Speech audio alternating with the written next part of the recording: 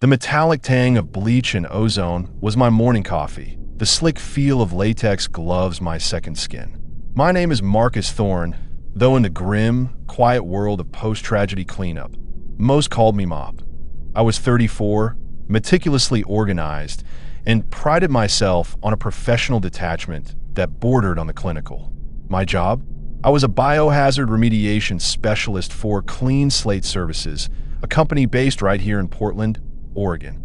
My small, neat apartment, a meticulously organized one-bedroom in a quiet, tree-lined neighborhood in southeast Portland, was my sanctuary, a sterile counterpoint to the chaos I dealt with daily. I hadn't set out to become a cleaner of death. After college, I drifted through a few unfulfilling jobs, a brief stint in construction, then a longer one in warehouse logistics. It was a chance encounter, or perhaps a morbid curiosity, that led me here. A friend of a friend, a guy named Gary, had mentioned he worked for a specialized cleaning service. I'd been intrigued, asked questions. Gary, seeing my detached fascination rather than revulsion, had suggested I apply. The training was intense, focusing on chemical compounds, biological containment, and psychological resilience. I found I had a knack for it. The precision, the methodical nature of the work appealed to my orderly mind. I saw myself as a necessary, detached professional, a silent custodian of the unspeakable, scrubbing away the physical remnants so the living could try to forget. I believed in science, in chemicals, in the physical removal of every last molecule of tragedy. The call came on a Monday morning, around 9 a.m. My dispatcher, Brenda, a grizzled veteran with a voice like gravel and a heart of gold, sounded hesitant. "Marcus? Got a new one for you. Lake Oswego. Big one. Family. Multiple homicide. Violent. Police cleared out last night, but, well, they left a lot of work for you." Her voice, usually clipped and efficient, had a tremor I rarely heard. "Lake Oswego," I repeated, raising an eyebrow. That was an affluent, almost idyllic suburb, all manicured lawns and pristine lakeside homes. Not usually my territory. Details, sparse Mop, real sparse, unexplained, just extensive. They want you there by 10. I hung up, a knot forming in my stomach. Unexplained was never good. It meant chaos, and chaos left a deeper stain than blood. I gathered my gear, industrial-grade cleaners, biohazard suits, specialized tools. The usual arsenal. I arrived at 142 Evergreen Lane at precisely 10 a.m. The house was beautiful, a sprawling, modern craftsman with manicured hedges and a pristine lawn. It looked utterly out of place, like a perfect painting with a gaping hole in its center. The police tape, a stark yellow ribbon of warning, still fluttered faintly around the perimeter. The air was immediately heavy, cold in places despite the warm Oregon autumn afternoon. A profound silence hung over it, deeper than mere emptiness, a silence that felt like a scream had been trapped inside. I dismissed it as the lingering shock, the psychological weight of the tragedy. Just a house, I told myself. Just a job. Detective Miller, a stocky man with tired eyes and a face etched with grim experience, was waiting for me on the porch. He looked like he hadn't slept in days. "Thorne, thanks for coming so quickly." His voice was flat. "It's bad in there. The Blackwood family, father, mother, and a young daughter, all found yesterday morning. No forced entry. No signs of struggle. Not really. Just carnage. Unexplained. We're still piecing it together." He ran a hand over his face. "The scene's been processed, but the residue, it's everywhere. Good luck, Mop." He handed me a key and left, his footsteps heavy on the porch. His quick departure was more unsettling than any detailed description. That MY crew arrived shortly after.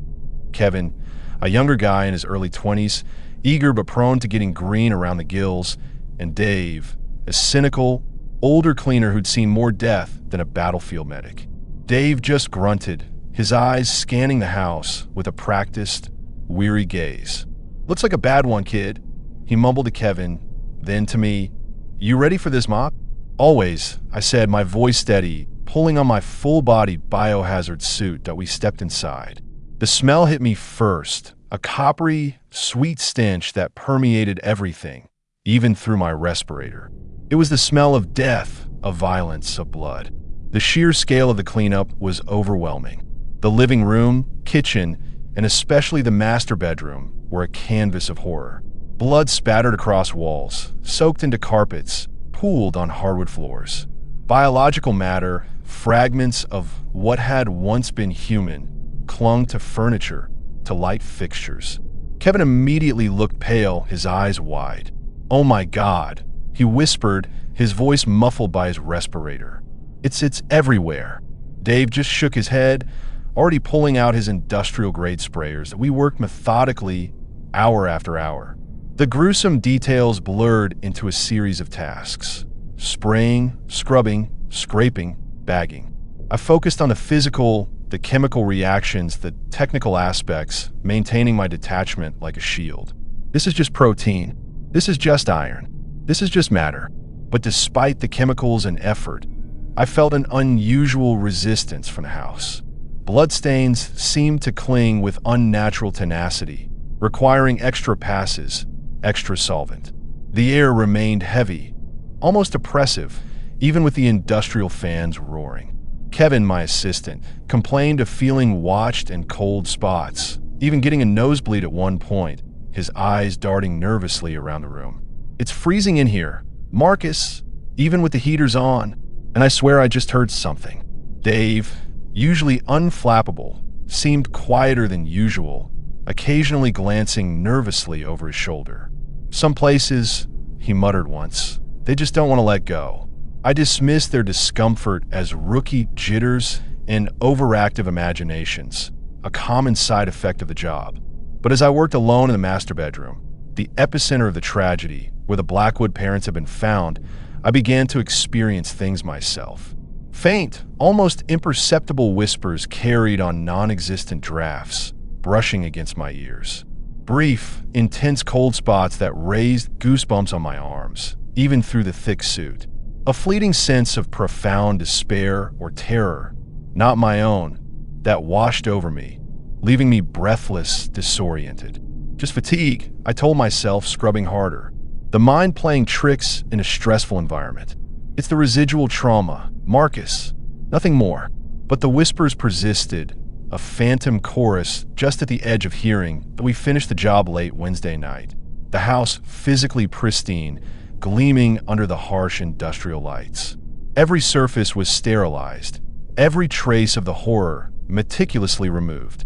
I returned to my neat apartment in Portland, exhausted, my body aching, my mind numb. I took a long, scalding shower, trying to wash away not just the grime, but the lingering scent of copper and death. But the disturbances followed me home. They started subtly, like the house. I was brushing my teeth Thursday morning, around 7 a.m., my reflection staring back at me. For a split second, the glass of the mirror seemed to ripple, and a distorted face, eyes wide with terror, mouth open in a silent scream, flashed over my own. It was gone in an instant. I blinked, rubbed my eyes. Too much caffeine, not enough sleep. Later, I was scrolling through my phone, around 8 p.m., trying to unwind. The glass of the screen warped, and a small, reaching hand, its fingers elongated and pale, seemed to stretch out from beneath the text, only to vanish as I blinked. My heart hammered. The faint whispers from the house became clearer, more distinct. I heard them in the hum of my refrigerator, in the silence of my apartment at night. Sometimes I could almost make out fragmented words. "No, help me, why?" Whispered with desperate urgency. They were unintelligible, yet filled with a chilling, insistent quality that vibrated in the air around me. I started keeping the lights on. Even when I slept, thought why sleep became a torment. Nightmares. Not just vague anxieties, but vivid, horrifying replays of the Lake Oswego house. I relived the crime scene, but it was worse. The bloodstains I had meticulously cleaned reappeared, vivid and fresh, clinging to the walls, to the furniture, even to my own hands.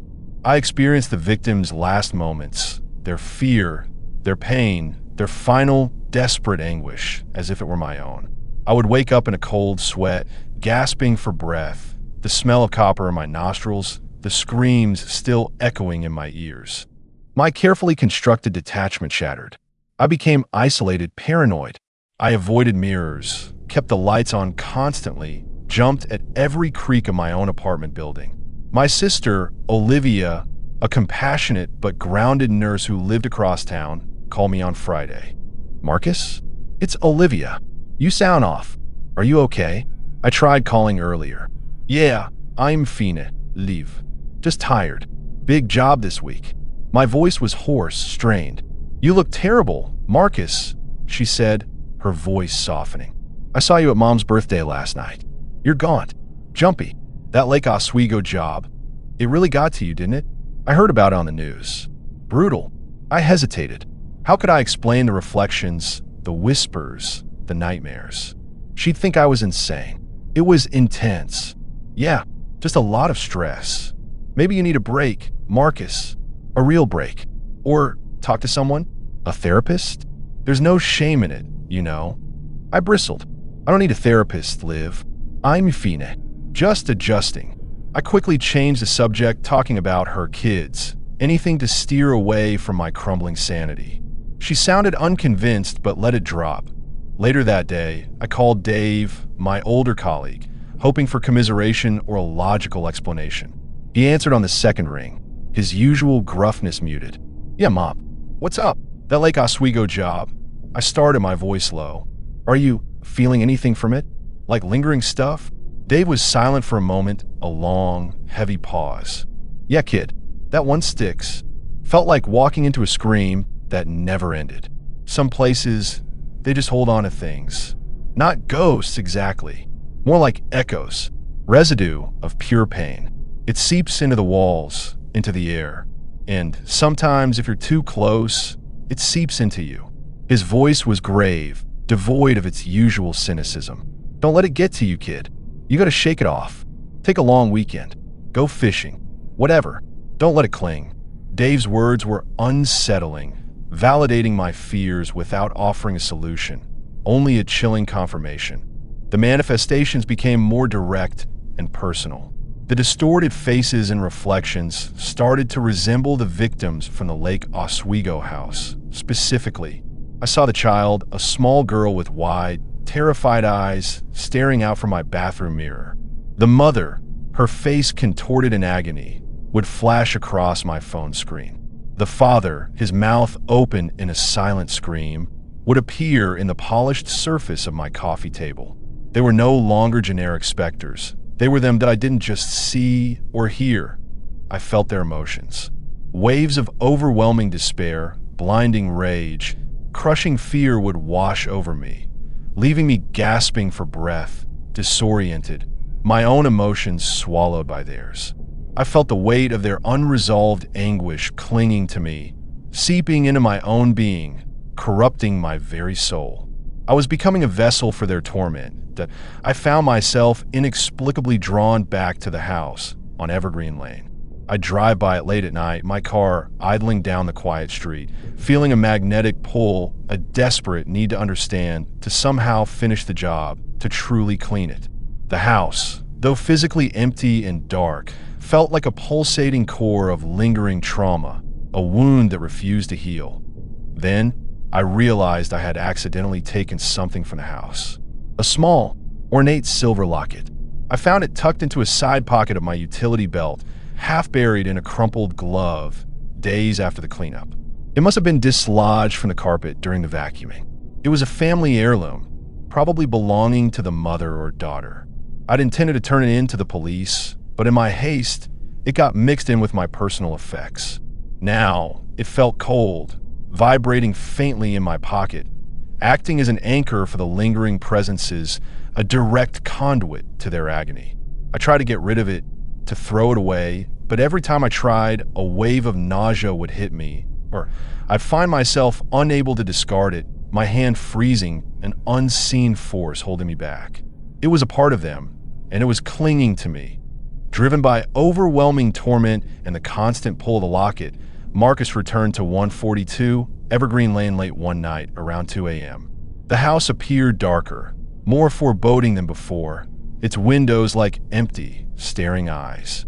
The air inside was thick with the whispers, the faint, chilling lullabies I now heard, the echoes of screams that only I could perceive. That I went straight to the master bedroom, the epicenter of the tragedy. The room was immaculate, every surface gleaming under the beam of my flashlight. Yet, as I stepped inside, I saw it, the bloodstains, vivid and fresh, covering the walls, the floor, the bed, as if the cleanup had never happened. I saw the spectral forms of the family, transparent and shimmering, reliving their final moments, their terror palpable, their agony radiating from them like heat. The whispers became a deafening chorus of anguish, accusing me, begging me, pleading for release. "Help us," the mother's voice shrieked. "Why?" the father cried. "Don't leave me," the child whimpered. I collapsed to my knees, overwhelmed by the sheer, raw emotion, the crushing weight of their unresolved suffering. I wasn't just cleaning up. I was absorbing their final moments, their final breath. In a desperate, frantic act, tears streaming down my face, I tried to cleanse the house, not with chemicals, but with a desperate plea, a silent acknowledgement of their suffering. I pulled the locket from my pocket, its silver glowing faintly in the spectral light. I placed it in the center of the room, a symbolic offering, a desperate attempt at release. "I see you," I screamed, my voice raw, broken. "I hear you. I'm sorry. Please find peace. Let go. Let go." I poured out my own anguish, my own fear, my own compassion, a desperate attempt to sever the connection, to give them what I couldn't give them before: recognition. The overwhelming sensory experience slowly receded. The whispers quieted, fading like a distant echo. The reflections wavered, then vanished. The spectral forms of the family shimmered, their faces softening, a faint, fleeting sense of peace replacing their terror, before they too dissipated into nothingness. The house, for a moment, felt truly empty, truly clean. I stumbled out, physically and psychologically drained, leaving the locket behind, a small silver beacon in the silent room, that I left the crime scene cleaning business the next day. I couldn't do it anymore. The physical mess was easy. The spiritual residue was too much. I got a quiet job stocking shelves at a grocery store, a mundane existence that offered a blessed, if temporary, reprieve from the horrors I had faced, but the imprints remain, a permanent scar on my perception. I still see fleeting shadows, hear faint whispers in moments of stress or profound quiet, a ghostly echo of the anguish I absorbed. I carry the weight of what I experienced, forever changed by the job. The horror is that my profession wasn't just about cleaning physical messes, but about confronting and absorbing spiritual ones. I'm a cleaner, but some things can never truly be cleaned away.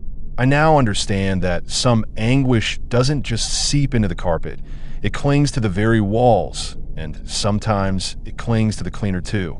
My final chilling realization is this: I didn't just clean up crime scenes. I became a repository for the lingering agony of the dead. I am the true cleanup crew, carrying their burdens long after the physical evidence is gone. And sometimes, late at night, in the quiet of my apartment, I still smell the faint, phantom scent of copper,